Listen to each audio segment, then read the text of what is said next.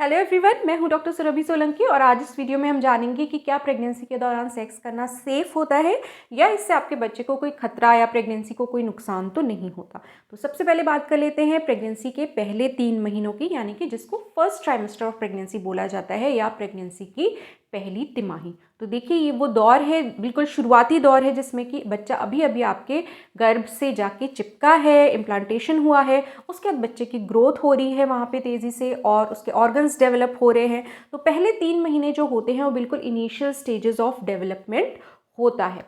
तो कुछ लोग ऐसा सोच सकते हैं या कुछ लोग के मन में ऐसा डर होता है कि क्या उसमें जैसे सेक्स के दौरान जर्क्स लगते हैं या झटके लगते हैं तो उससे बच्चे के ऑर्गन्स की ग्रोथ पे कोई बुरा असर तो नहीं पड़ता, या बच्चे के ऊपर कोई नुकसान तो नहीं आ सकता है, या मिसकैरेज का, गर्भपात का रिस्क तो नहीं बढ़ जाता है। ये सारे सवाल पेरेंट्स के मन में होते हैं और वो डॉक्टर्स से ज़रूर पूछते हैं कि पहली तिमाही में सेक्स करना सेफ रहेगा कि नहीं रहेगा। तो देखिए, मैं आपको कुछ फैक्ट्स बता देती हूँ जिससे कि आपको ये बात और अच्छे से समझ में आएगी।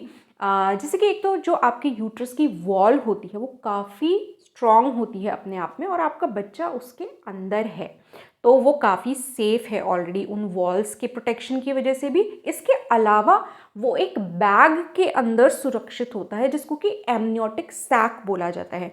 एमनियोटिक सैक क्या होता है? ये एमनियोटिक फ्लूइड एक तरीके का तरल पदार्थ होता है जो कि आपके बच्चे के चारों तरफ से उसको घेरे रहता है। तो आपके एमनियोटिक सैक के अंदर एमनियोटिक फ्लूइड होता है, उसके अंदर आपका बच्चा होता है। तो ये जो फ्लूइड होता है ये बच्चे को झटकों वगैरह से बचाता है, जर्क्स से बचाता है। तो आपका बच्चा सुरक्षित है यूट्रस की स्ट्रॉन्ग मसल्स के अंदर, और जो ये तरल पदार्थ है, जो ये एमनियोटिक सैक है, एक थैली जैसा बैग, पानी से भरा हुआ बैग, उसके अंदर आपका बच्चा है डबल प्रोटेक्शन के साथ।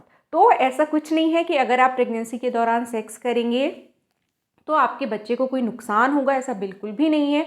जो भी जर्क्स होते हैं इनका आपके बच्चे को कुछ पता नहीं चलता है क्योंकि वो ऑलरेडी यूट्रस की मसल्स के अंदर है, एक पानी से भरे बैग के अंदर है, तो उसको कोई झटके नहीं लगते हैं, कोई जर्क नहीं लगता है। मिसकैरेज का कोई रिस्क नहीं बढ़ता है अगर आप सेक्स करते हैं प्रेगनेंसी के दौरान, तो मिसकैरेज इस वजह से नहीं होता है। दूसरी चीज़, बच्चे की ग्रोथ पे कोई बुरा असर नहीं पड़ता है, उसके ऑर्गन्स के डेवलपमेंट के ऊपर कोई बुरा असर नहीं पड़ता है।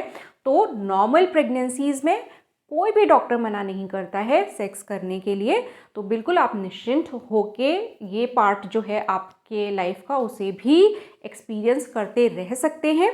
लेकिन कॉशन के तौर पे मैं आपको एक चीज़ ज़रूर बता दूं कि जो मैंने आपको बताया है अभी वो नॉर्मल प्रेगनेंसीज़ के लिए तो ठीक है, लेकिन अगर आपकी प्रेगनेंसी में कोई कॉम्प्लिकेशन है, जैसे कि मेन कॉम्प्लिकेशंस जो हो सकते हैं, ये अगर आपके वेजाइना में से ब्लीडिंग हो रही है फर्स्ट ट्राइमेस्टर में, तो ये कभी भी इग्नोर नहीं करना चाहिए। प्रेगनेंसी के दौरान फर्स्ट ट्राइमेस्टर ही नहीं, किसी भी ट्राइमेस्टर में, 9 महीने में, किसी भी महीने में अगर ब्लड आता है तो इसे आप बिल्कुल भी इग्नोर नहीं कर सकते, चाहे थोड़ा सा भी ब्लड आया हो।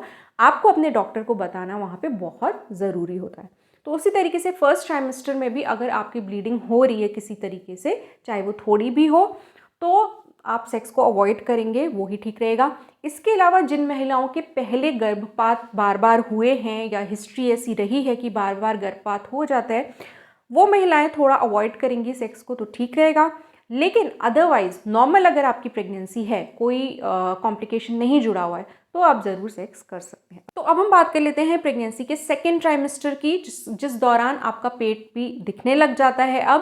तो अब क्या कोई रिस्क है प्रेगनेंसी के दौरान अगर आप सेक्स करते हैं? तो जवाब फिर वही है कि कोई रिस्क नहीं है अगर आपकी प्रेगनेंसी नॉर्मल है। हाँ, ये ज़रूर है कि आपका पेट बढ़ने लग गया है तो कुछ पर्टिकुलर पोजीशंस आपके लिए अनकंफर्टेबल रहती हैं, तो वो चीज़ आप अपने हस्बैंड के साथ या दोनों पार्टनर्स मिलके इसको डिसाइड कर सकते हैं कि जो सी पोजीशन उनके लिए आपस में कंफर्टेबल रहती है वो उसमें सेक्स कर सकते हैं, उसमें कोई भी बुराई नहीं है, बच्चे को कोई भी नुकसान नहीं होता है। अब हम लास्ट ट्राइमेस्टर की बात करते हैं, जो प्रेगनेंसी के लास्ट के 3 महीने होते हैं, 7, 8, 9। तो अब इसमें क्या कोई रिस्क है कि नहीं? देखिए, इसमें पेट का साइज़ काफ़ी बढ़ चुका है, तो ज़रूर सीधे लेटने वाली पोजीशन जो है वो अनकंफर्टेबल ही होती है। पेट पे लेटने की तो कोई संभावना ही नहीं है। तो सबसे कंफर्टेबल पोजीशन होती है साइड में लेटना या करवट से लेटना। अदरवाइज़ भी जब सेक्स नहीं हो रहा है तब भी महिलाओं को यही सलाह दी जाती है, जो प्रेग्नेंट महिलाएं होती हैं, गर्भवती महिलाएं होती हैं, कि वो अपने करवट से लेटें, वो उनको ज़्यादा ठीक रहता है, क्योंकि पीठ के बल लेटने से कुछ नसों के ऊपर दबाव पड़ता है, जो बड़े वेसल्स होते हैं, ब्लड वेसल्स होते हैं आपके पीठ की तरफ, उन पर दबाव पड़ सकता है, तो इसलिए मना किया जाता है। साइड से लेटना ही ठीक रहता है। तो उसी तरीके से आप सेक्स भी जब करते हैं तो सबसे बेस्ट पोजीशन यही रहती है कि आप साइड में लेट के करें। अब इसके अलावा एक और इंटरेस्टिंग बात जो काफ़ी लोगों को नहीं पता होती है, इनफैक्ट कुछ डॉक्टर्स तो आपका जब लेबर का टाइम पास आने वाला होता है, आपका 9वां महीना ख़त्म होने वाला होता है, या आखिरी कुछ हफ्ते होते हैं आपकी प्रेगनेंसी के, तो कुछ डॉक्टर्स तो आपको सेक्स करने की सलाह देते हैं, कहते हैं कि हाँ आप सेक्स कीजिए। क्यों? क्योंकि इस टाइम पे ऐसा देखा गया है कि सेक्स करने से जो नॉर्मल डिलीवरी के लिए जो लेबर पेन्स को इंड्यूस करने वाला काम होता है, वो ये जो प्रोसेस है सेक्स का, उसको फैसिलिटेट करता है, मतलब उसमें हेल्प मिलती है, आपके लेबर पेन्स को स्टार्ट होने में हेल्प मिलती है अगर आप सेक्स करते हैं रेगुलरली 9वें महीने में भी। तो कुछ डॉक्टर्स इस राय के भी होते हैं कि वो रेकमेंड करते हैं कि आप रेगुलर सेक्स कीजिए अपने 9वें महीने में, उससे आपके जो लेबर पेन्स सही से इंड्यूस होते हैं। तो ये जो मैंने अभी आपको बताया, ये नॉर्मल प्रेगनेंसीज़ के बारे में बताया सेकंड और थर्ड ट्राइमेस्टर के लिए। लेकिन सेकंड और थर्ड ट्राइमेस्टर में भी अगर कोई कॉम्प्लिकेशन है, जैसे कि ब्लड आना, एक तो यही कॉम्प्लिकेशन हुआ। दूसरा, अगर आपके पानी जा रहा है, जो आपका एमनियोटिक सैक है, अगर वो रप्चर हो गया है थोड़ा बहुत, या उसमें से जो आपका एमनियोटिक फ्लूइड है वो लीक कर रहा है, लीकेज हो रही है, आपके पानी की लीकेज हो रही है, तो उस कंडीशन में भी आपको सेक्स अवॉइड करने के लिए बोला जाएगा, क्योंकि इसमें इन्फेक्शन का खतरा काफ़ी बढ़ जाता है।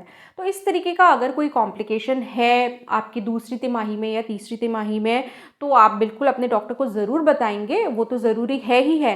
लेकिन साथ में आपके डॉक्टर्स वहाँ पे आपको सेक्स के लिए मना ज़रूर कर सकते हैं, क्योंकि कॉम्प्लिकेटेड प्रेगनेंसीज़ में सेक्स करना थोड़ा रिस्की हो सकता है, तो वो रिस्क कोई लेना नहीं चाहता ऑब्वियसली। लेकिन अगर नॉर्मल प्रेगनेंसी है, तो जैसा कि मैंने आपको बताया कि 9 महीने पूरे प्रेगनेंसी के सेक्स के लिए सेफ़ ही होते हैं, कोई मना नहीं करता है, कोई भी डॉक्टर मना नहीं करता है आपको प्रेगनेंसी के दौरान सेक्स करने के लिए। कॉम्प्लिकेशंस हैं तो अलग बात है। तो होपफुली आज के इस वीडियो से आपको काफ़ी जानकारी मिली होगी, और अगर आपके मन में कोई डाउट्स रहे होंगे प्रेगनेंसी के दौरान सेक्स करने को लेके, तो ज़रूर क्लियर हुए होंगे। तो होपफुली आज का ये वीडियो आपको कुछ अच्छा लगा होगा, यूज़फुल लगा होगा। अगर अच्छा लगा है तो वीडियो को लाइक कीजिए और मेरे चैनल को सब्सक्राइब कीजिए। सब्सक्राइब करने के साथ साथ वो जो नोटिफिकेशन बेल है ऑल के ऑप्शन के साथ, उसको भी ज़रूर प्रेस कर दीजिएगा, ताकि मेरे आने वाले यूज़फुल वीडियोज़ के नोटिफिकेशन आपको सबसे पहले मिल जाए और आपका कोई भी वीडियो मिस ना हो। आप मुझे इंस्टाग्राम पे और फेसबुक पेज पे भी फॉलो कर सकते हैं, लिंक आपको डिस्क्रिप्शन में मिल जाएगा। डिस्क्रिप्शन में आपको मेरी वेबसाइट का लिंक भी मिलेगा, आप वेबसाइट को विजिट करके प्रेगनेंसी से रिलेटेड यूज़फुल आर्टिकल्स पढ़ सकते हैं। मैं मिलूंगी आपसे अपने अगले वीडियो में।